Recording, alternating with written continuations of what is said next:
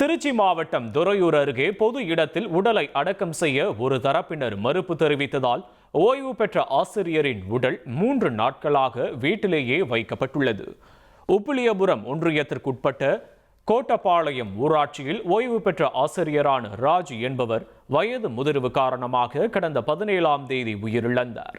அவரது உடலை பொது கல்லறை தோட்டத்தில் நல்லடக்கம் செய்ய ஒரு தரப்பினர் வலியுறுத்தினர்.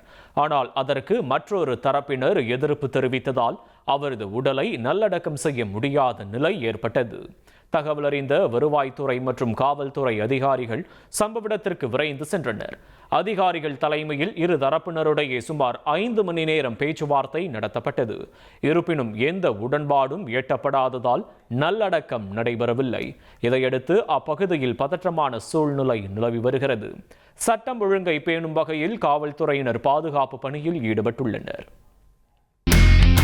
இனி செல்லும் இடமெல்லாம் செய்தி. தந்தி டிவியின் வாட்ஸ்அப் சேனலை ஃபாலோ பண்ணினா செல்ல இருக்கும் இடமெல்லாம் செய்தி.